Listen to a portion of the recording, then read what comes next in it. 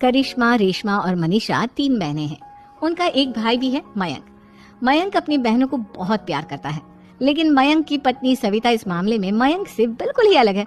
वो अपनी ननदों का जितना बुरा कर सकती है उतना बुरा करती ही रहती है और अपनी ननदों पर हुक्म भी चलाती है। करिश्मा, करिश्मा, तुमने अभी तक नाश्ता नहीं बनाया? तुम्हारे भैया को ऑफिस जाने में देर हो रही है। हाँ भाभी, बस अभी बनाती हूँ। करिश्मा, तुम ये ढीलापन छोड़ दो। कल को पराये घर जाना है।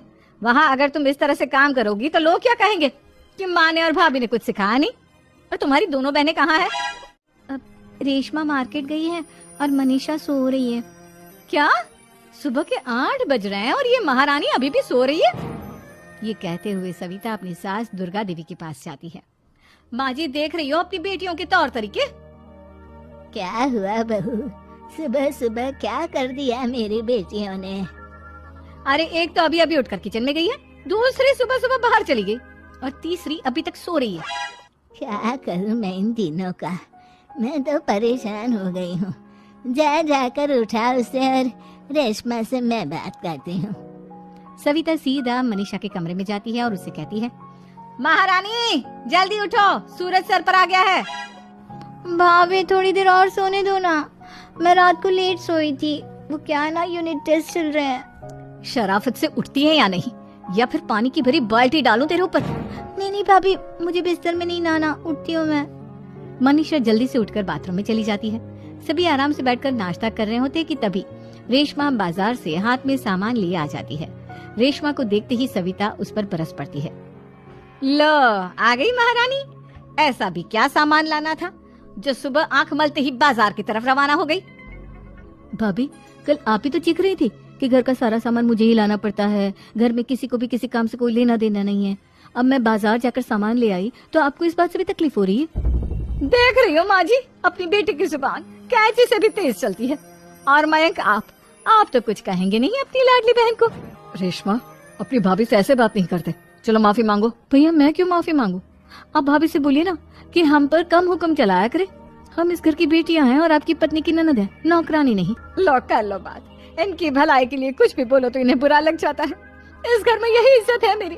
देख लो माँ जी, आपकी बेटी किस लहजे में मुझसे बात कर रही है। सविता वहाँ से चली जाती है।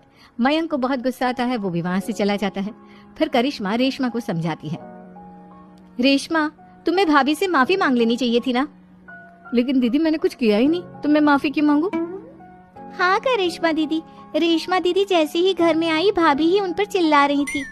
हाँ, मैं मानती हूँ कि गलती भाभी की थी। मैं तो इसलिए बोल रही हूँ कि भाभी ने माँ को तो पूरी तरह अपने वश में कर लिया है। वो हमारी बात सुनती ही नहीं। मयंक भैया हमारे लिए हमेशा खड़े रहते हैं, इसलिए उनकी बात का मान तो तुम्हें रखना चाहिए था ना। कोई फायदा नहीं दीदी, कुछ दिनों की बात और है, भाभी उन्हें भी हमारे खिलाफ भड़का देंगी। फिर वो भी माँ की तरह हमारी किसी बात का विश्वास नहीं करेंगे। इसी तरह सविता अपनी तीनों ननदों को किसी न किसी बात पर परेशान करती रहती थी। एक दिन मयंक अपनी तीनों बहनों के लिए गिफ्ट लाया। क्या रेशमा, ये तुम्हारे लिए हार का सेट। रेशमा, तुम्हारे लिए सुंदर सी ड्रेस। और मनीषा, तुम्हें किताबें पसंद है ना, तुम्हारे लिए किताबें लाया हूँ। थैंक यू भैया। थैंक यू भैया। थैंक यू भैया।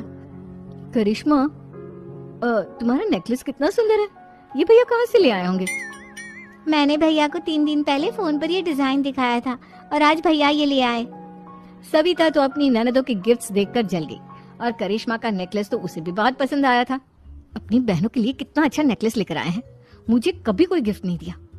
मैं आज ही ये हार चुरा लूंगी। रात में सविता करिश्मा का हार चुरा लेती है और इसी तरह उसे अपनी ननदों की जो भी चीज अच्छी लगती वो उसे मांगती नहीं, बल्कि रात के अंधेरे में चुरा लेती। इसी तरह दिन बीतते गए और सविता ने मयंक के दिल में भी उसकी बहनों के लिए नफरत पैदा कर दी। एक दिन मयंक ने करिश्मा और रेशमा के लिए रिश्ता देखा और ये बात उसके घर में सबको बताई। माँ, करिश्मा और रेशमा के लिए बहुत अच्छा रिश्ता आया है, वो लोग कल इन्हें देखने आ रहे हैं। आप और सविता मिलकर सारी तैयारी कर लेना। ये सुनकर करिश्मा और रेशमा खुश हो जाती हैं, लेकिन सविता सोचती है, अगर इन दोनों बहनों की शादी हो गई तो घर और बाहर का काम कौन करेगा? मनीषा तो 1 नंबर की कामचोर है, उससे तो किसी बात की उम्मीद लगाना ही बेकार है। मुझे इस शादी को रोकना होगा। अगले दिन सभी लड़के वालों के स्वागत की तैयारी करने में लगे होते हैं। तभी मयंक अपनी बहनों से आकर कहता है, तैयार हो गई तुम दोनों? देखो, दोनों लड़के बहुत अच्छे हैं, मैं कोई कसर नहीं छोड़ना चाहता, इसलिए तुम उनके सामने अच्छे से बिहेव करना और अपनी भाभी से लड़ने मत लग जाना। करिश्मा, तुम वो नेकलेस पहन लो ना जो मैं तुम्हारे लिए लाया था। भैया मैं बहुत देर से वो नेकलेस ढूंढ रही हूँ लेकिन मुझे मिल ही नहीं रहा। क्या तुमने नेकलेस खो दिया? तुम्हें पता भी है वो कितना महंगा था? तुम कोई काम ढंग से नहीं कर सकती। मयंक गुस्से में वहां से चला जाता है। थोड़ी देर बाद लड़के वाले भी आ जाते हैं। वो दोनों बहनों को पसंद कर लेते हैं और रिश्ता पक्का हो जाता है। लेकिन सविता के दिमाग में तो कुछ और ही खिचड़ी पक रही थी। वो पंडित जी के पास करिश्मा की कुंडली लेकर जाती है और उन्हें पैसे देकर करिश्मा की कुंडली बदलवा देती है। जब लड़के वालों के पास करिश्मा की कुंडली जाती है तो वो दुर्गा को फोन करते हैं। बहन जी, हमने करिश्मा की कुंडली अपने पंडित जी को दिखाई थी। आपकी बेटी की कुंडली नहीं बल्कि दोषों का पिटारा है। देखिए, मैं और मेरे पति इन सब बातों में बहुत विश्वास करते हैं, इसलिए हम आपकी बेटी से अपने बेटे की शादी नहीं करा सकते। इस तरह करिश्मा का रिश्ता टूट जाता है और सभी घर वालों को बहुत दुख होता है। अब कविता सोचती है, चलो करिश्मा का तो रिश्ता टूट गया, अब रेशमा का भी रिश्ता तोड़ना है। क्या करूं? अब सविता आवाज बदलकर किसी अननोन नंबर से रेशमा के होने वाले ससुराल में फोन करती है। हेलो, मैं कौन हूँ कौन नहीं ये आपके लिए जानना जरूरी नहीं। बस इतना सुन लो कि रेशमा का 2 साल से किसी के साथ अफेयर चल रहा है। बस रेशमा का रिश्ता तोड़वाने के लिए सविता का इतना कहना काफी था। अब रेशमा का भी रिश्ता टूट गया। मयंक और दुर्गा देवी ने रेशमा को खूब खरी खोटी सुनाई और उससे बार बार उस लड़के के बारे में पूछने लगी। आप दोनों मुझे क्यों परेशान कर रहे हो? अरे कोई लड़का होगा मेरी लाइफ में तो मैं बताऊंगी ना। जब कोई है ही नहीं तो कहाँ से लाऊं मैं कोई लड़का? तो तेरे होने वाले ससुराल वालों को फोन किसने किया था? माँ मैं नहीं जानती किसने फोन किया था, मैं सच कह रही हूँ। मैं तो पहले ही कह रही थी इसकी लगाम खींच कर रखो, लेकिन मेरी सुनता ही कौन है। आप चुप रहिए भाभी, ये सब आपका ही किया धरा है। अब तीनों बहनों को विश्वास हो जाता है कि ये सब उनकी भाभी ही कर रही है। तीनों बहनें अपनी भाभी को सबक सिखाने के लिए एक वकील कर लेती है और घर में हिस्सा मांग। देखो भैया, माँ बाप की जायदाद में जितना बेटों का हक होता है उतना ही बेटियों का, इसलिए इस घर के 4 हिस्से होंगे और हमें अपना हिस्सा चाहिए। मैंने तुम्हारे लिए क्या क्या नहीं किया और तुम इस घर में हिस्सा मांग रही हो? भैया, आप और माँ हम बहनों की कोई बात नहीं सुनते हो और भाभी हमारी शादी नहीं होने देगी क्योंकि उन्हें लगता है कि आप हमारी शादी में ज्यादा पैसा लगाओगे और उन्हें हम जैसी फ्री की नौकरानी कहाँ मिलेगी। तो हम भाभी के साथ तो रह नहीं सकते, हम बहनों को अपना हिस्सा चाहिए।